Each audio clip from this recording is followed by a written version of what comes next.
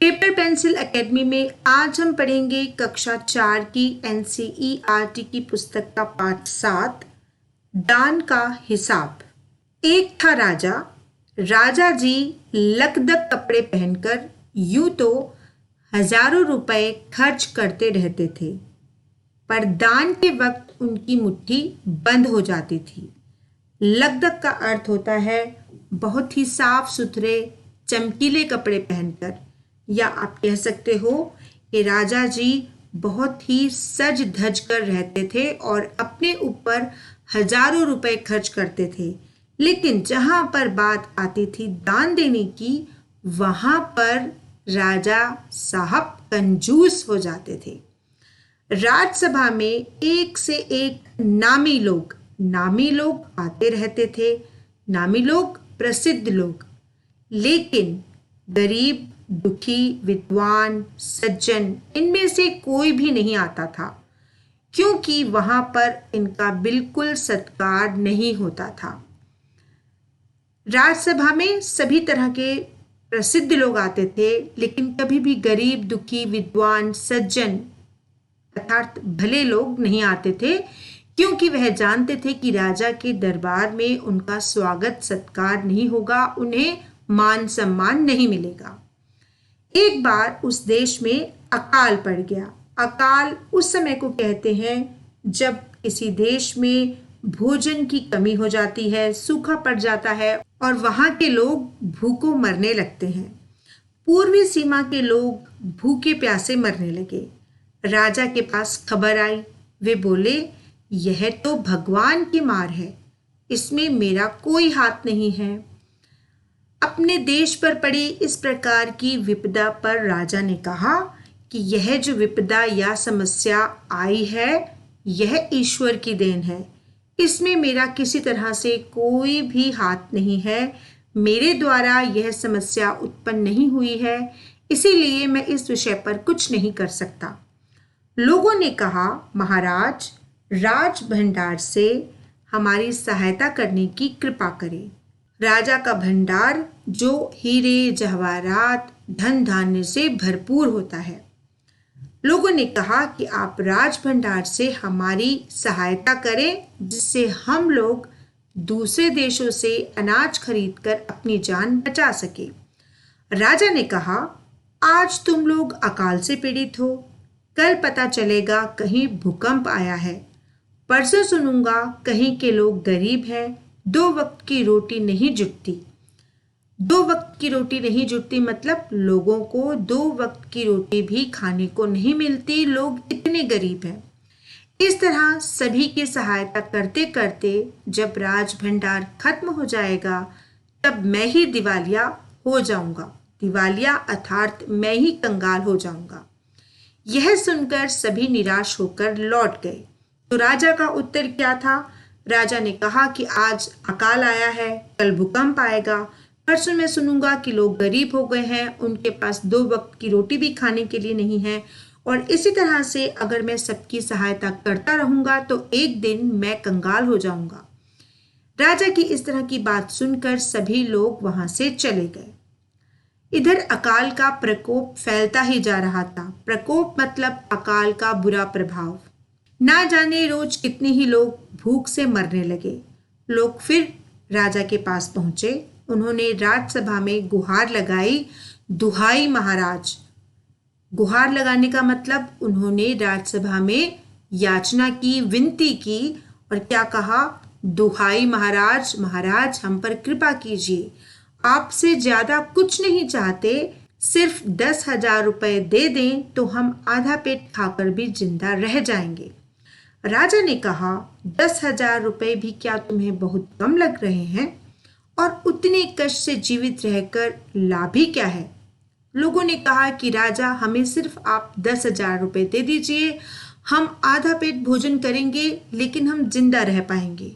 तो राजा ने कहा कि 10,000 रुपए कम नहीं होते, और इतने रुपए देने के बाद भी अगर आप लोगों को केवल आधा पेट भोजन ही नसीब होगा, तो ऐसे कष्ट भरे जीवन से जीवित रहने का फायदा ही क्या है? एक व्यक्ति ने कहा, भगवान की कृपा से लाखों रुपए राजकोष में मौजूद हैं, जैसे धन का सागर हो, उसमें से एक आधा लोटा ले लेने से महाराज का क्या नुकसान हो जाएगा। धन का सागर मतलब अथाह सागर। अगर हम सागर से एक आधा लोटा जल का ले लेते हैं तो सागर का कुछ नहीं बिगड़ता।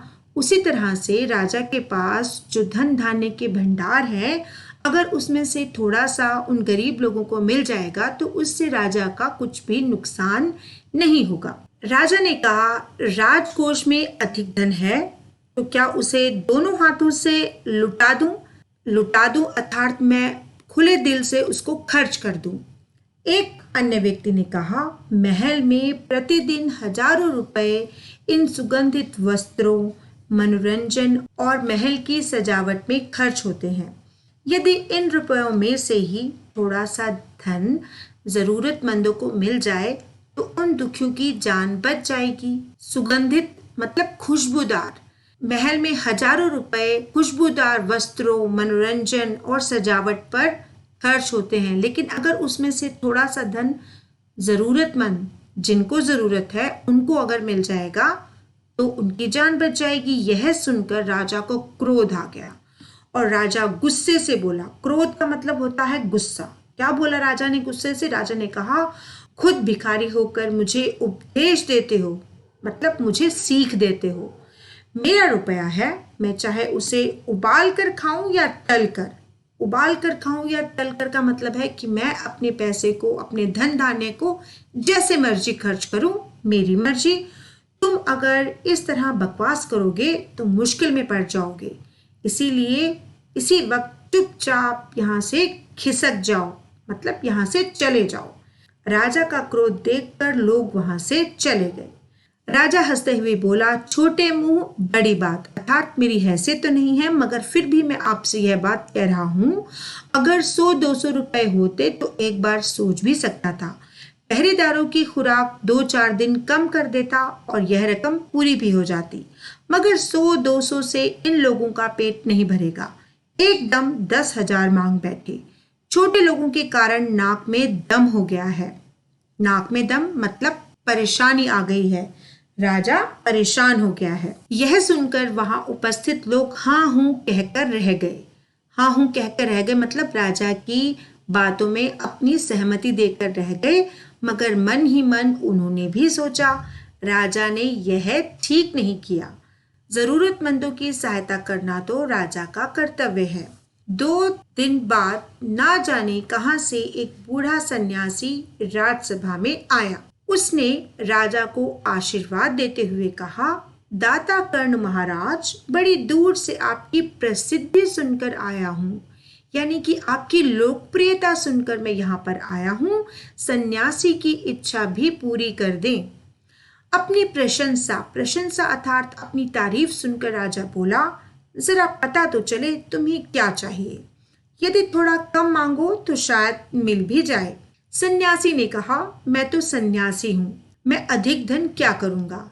मैं राजकोट से 20 दिन तक बहुत मामूली भिक्षा प्रतिदिन लेना चाहता हूँ। भिक्षा अर्थात दान लेना चाहता हूँ। मेरा भिक्षा लेने का नियम इस प्रकार है। और इस प्रकार से उस सन्यासी ने अपना भिक्षा लेने का नियम राजा को कह सुनाया। उस सन्यासी का भिक्षा लेने का नियम क्या था? सन्यासी ने कहा, मैं पहले दिन जो लेता हूँ दूसरे दिन उसका दुगना अर्थात उसका 2 गुना लेता हूँ, फिर तीसरे दिन उसका दुगना, फिर चौथे दिन तीसरे दिन का दुगना अर्थात 2 गुना लेता हूँ। इसी तरह से प्रतिदिन दुगना लेता जाता हूँ। भिक्षा लेने का मेरा यही तरीका है। राजा बोला, तरीका तो समझ गया, मगर पहले दिन कितना लेंगे यही असली बात है। 2-4 रुपयों से पेट भर जाए तो अच्छी बात है, मगर एकदम से 20-50 मांगने लगे तब तो 20 दिन में काफी बड़ी रकम हो जाएगी। राजा भी समझदार था। राजा समझ गया कि अगर शुरुआत में ही उस सन्यासी को बहुत अधिक रकम दान में या भिक्षा में दे दी तो 20 दिन बाद तो बहुत बड़ी रकम हो जाएगी। इस पर सन्यासी ने कहा, महाराज, मैं लोभी नहीं हूँ। लोभी अर्थात मैं लालची नहीं हूँ। आज मुझे 1 रुपया दीजिए, फिर 20 दिन तक दुगने करके देते रहने का हुक्म दे दीजिए। यह सुनकर राजा, मंत्री और दरबारी सभी की जान में जान आई, अर्थात सभी ने राहत महसूस की कि ये सन्यासी बहुत अधिक नहीं मांग रहा, सिर्फ 1 रुपया मांग रहा है और उसके बाद हमें उसको हर दिन जो भी रुपया देंगे अगले दिन उसका 2 गुना देना होगा। राजा ने भी हुक्म दे दिया कि सन्यासी के कहे अनुसार 20 दिन तक राजकोष से उन्हें भिक्षा दी जाती रहे। सन्यासी राजा की जय जयकार करते हुए घर लौट गए। राजा के आदेश के अनुसार राज भंडारी अर्थात राजा के भंडार की देखभाल करने वाले व्यक्ति को कहते हैं राज भंडारी, प्रतिदिन हिसाब करके सन्यासी को भिक्षा देने लगा। इस तरह 2 दिन बीते, 10 दिन बीते, 2 सप्ताह तक भिक्षा देने के बाद भंडारी ने हिसाब करके देखा कि दान में काफी धन निकला जा रहा है। यह देखकर उन्हें उलझन महसूस हुई। उलझन अर्थात उन्हें परेशानी महसूस होने लगी। महाराज तो कभी किसी को इतना दान नहीं देते थे। उसने यह बात मंत्री को बताई। अब राज भंडारी ने देखा कि सन्यासी को रोज 2 गुना दान देने की वजह से एक बहुत बड़ी रकम राजकोष से निकलती जा रही है। यह बात देखकर राज भंडारी परेशान हो गया और वह सीधा मंत्री के पास गया, क्योंकि राजा का स्वभाव कभी भी किसी को दान देने का नहीं था। मंत्री ने कुछ सोचते हुए कहा, वाकई यह बात तो पहले ध्यान में ही नहीं आई थी, मगर अब कोई उपाय भी नहीं है। महाराज का हुक्म बदला नहीं जा सकता, क्योंकि महाराज सन्यासी को वचन दे चुके थे कि उन्हें हर दिन पहले दिन का 2 गुना धन भिक्षा के रूप में मिलेगा। इसके बाद फिर कुछ दिन बीते। भंडारी फिर हड़बड़ाता हुआ अर्थात परेशान सा मंत्री के पास पूरा हिसाब लेकर आ गया। हिसाब देखकर मंत्री का चेहरा फीका पड़ गया। चेहरा फीका पड़ना मतलब मंत्री के होश उड़ गए। वह अपना पसीना पोंछकर, सिर खुजलाकर, दाढ़ी में हाथ फेरते हुए बोला, यह क्या कह रहे हो?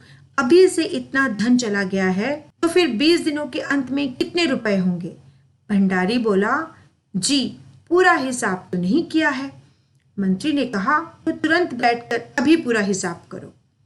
भंडारी हिसाब करने बैठ गया। जैसा कि मैंने आपको पहले बताया, भंडारी कौन है? राजा के भंडार की देखभाल करने वाले व्यक्ति को भंडारी कहा गया है। तो भंडारी यहाँ पर सन्यासी को दिए गए भिक्षा के रूप में दान का पूरा हिसाब लेकर बैठ गया। मंत्री महाशय अपने माथे पर बर्फ की पट्टी लगाकर तेजी से पंखा झलवाने लगे, अर्थात मंत्री महाशय बहुत परेशान लग रहे थे। कुछ ही देर में भंडारी ने पूरा हिसाब कर लिया। मंत्री ने पूछा, कुल मिलाकर कितना हुआ? भंडारी ने हाथ जोड़कर कहा, जी 10,48,575 रुपए। मंत्री गुस्से में बोला, मजाक कर रहे हो? यदि सन्यासी को इतने रुपए दे दिए तब तो राजकोष खाली हो जाएगा। भंडारी ने कहा, मजाक क्यों करूंगा, आप ही हिसाब देख लीजिए। यह कहकर उसने हिसाब का कागज मंत्री जी को दे दिया। हिसाब देखकर मंत्री जी को चक्कर आ गया। चक्कर आने का मतलब मंत्री जी के होश उड़ गए। सभी उन्हें संभाल कर बड़ी मुश्किलों से राजा के पास ले गए। राजा ने पूछा, क्या बात है? मंत्री बोले, महाराज राजकोष खाली होने वाला है। राजा ने पूछा, वह कैसे? मंत्री बोले, महाराज सन्यासी को आपने भिक्षा देने का हुक्म दिया है, मगर अब पता चला है कि उन्होंने इस राजकोष से करीब 10 लाख रुपए झटकने का उपाय कर लिया है। झटकने का उपाय अर्थात राजकोष से 10 लाख रुपए लेने का उपाय कर लिया है। राजा ने गुस्से से कहा, मैंने इतने रुपए देने का आदेश तो नहीं दिया था, फिर इतने रुपए क्यों दिए जा रहे हैं? भंडारी को बुलाओ। मंत्री ने कहा, जी सब कुछ आपके हुक्म के अनुसार ही हुआ है, आप खुद ही दान का हिसाब देख लीजिए। राजा ने उसे एक बार देखा, 2 बार देखा, उसके बाद वह बेहोश हो गया। काफी कोशिशों के बाद उनके होश में आ जाने पर लोग सन्यासी को बुलाने दौड़े। सन्यासी के आते ही राजा रोते हुए उनके पैरों में गिर पड़ा। बोला, दुहाई है सन्यासी महाराज, मुझे इस तरह जान माल से मत मारिए। जैसे भी हो एक समझौता करके मुझे वचन से मुक्त कीजिए। समझौता करके अर्थात किसी भी तरीके से सहमति करके मुझे अपने इस वचन से मुक्त कर दीजिए, क्योंकि इस तरह से तो मेरा पूरा का पूरा राजकोष खाली हो जाएगा। यहाँ पर बच्चों आपको हिसाब दिया हुआ है कि किस तरह से सन्यासी ने पहले दिन 1 रुपया लिया और दूसरे दिन 1 रुपये का 2 गुना 2 रुपये लिए, तीसरे दिन 2 रुपये के 2 गुने 4 रुपये लिए, चौथे दिन 4 रुपये के 2 गुने 8 रुपये लिए। इसी प्रकार प्रतिदिन 2 गुने रुपए लेते लेते सन्यासी को कितनी भिक्षा मिली? 10,48,575 रुपए। यही हिसाब देखकर राजा को चक्कर आ गए और राजा बेहोश हो गए। राजा ने सन्यासी से किसी भी तरीके से सहमति करने के लिए कहा, मुझे इस वचन से मुक्त कर दीजिए, अर्थात मुझे इस वचन से छुटकारा दे दीजिए, क्योंकि अगर मैं इसी तरह से आपको प्रतिदिन 2 गुनी भिक्षा देता रहा तो मेरा राजकोष खाली हो जाएगा और फिर हमारा राजकाज कैसे चलेगा। सन्यासी ने गंभीर होकर कहा, इस राज्य के लोग अकाल से मर रहे हैं, मुझे उनके लिए केवल 50,000 रुपए चाहिए। वह रुपया मिलते ही मैं समझूंगा मुझे मेरी पूरी भिक्षा मिल गई। तो वह सन्यासी वास्तव में उस देश के लोगों की भलाई करने के लिए, उनका भला करने के लिए राजा से किसी न किसी तरीके से दान लेने के लिए वहां पर आया था। राजा ने सन्यासी के मन की बात समझ ली, लेकिन राजा ने क्या उत्तर दिया? राजा ने कहा, परंतु उस दिन एक आदमी ने मुझसे कहा था कि लोगों के लिए 10,000 रुपए ही बहुत होंगे। राजा दान देने का बिल्कुल भी इच्छुक नहीं था, बहुत ही अधिक कंजूस था, इसीलिए उसने सन्यासी से इस तरह की बात कही। मगर सन्यासी भी अपनी बात पर अड़ा रहा और सन्यासी ने कहा, मगर आज मैं कहता हूं कि 50,000 रुपए से 1 पैसा कम नहीं लूंगा। राजा गिड़गिड़ाया, मंत्री गिड़गिड़ाए, सभी गिड़गिड़ाए, अर्थात सभी ने सन्यासी से विनती की, मगर सन्यासी अपने वचन पर डटा रहा। कौन से वचन पे डटा रहा? कि आप मुझे अपने राजकोष से 50,000 रुपए दे दीजिए। आखिरकार लाचार होकर अर्थात विवश होकर राजकोष से 50,000 रुपए सन्यासी को देने के बाद ही राजा की जान बची। पूरे देश में खबर फैल गई कि अकाल के कारण राजकोष से 50,000 रुपए राहत में दिए गए हैं। लेकिन इसके पीछे भी एक अच्छा कारण क्या हुआ? ये अच्छा कारण यह हुआ कि पूरे के पूरे देश में यह खबर फैल गई कि राजा ने सन्यासी को अकाल पीड़ित लोगों के लिए राहत कोष में 50,000 रुपए दिए हैं। और सभी लोगों ने क्या कहा कि हमारे महाराज कर्ण जैसे दानी हैं। कर्ण है कुंती पुत्र कर्ण, जो अपनी दान वीरता के कारण प्रसिद्ध हुए थे। तो सभी लोगों ने महाराज की तुलना कर्ण से की कि हमारे महाराज कर्ण की तरह ही दानी है। तो बच्चों, ये थी कहानी दान का हिसाब। उम्मीद है आपको यह कहानी समझ में आई होगी। इसी तरह से बने रहिए पेपर पेंसिल एकेडमी के साथ। आज की इस वीडियो को अपना समय देने के लिए आपका बहुत बहुत धन्यवाद।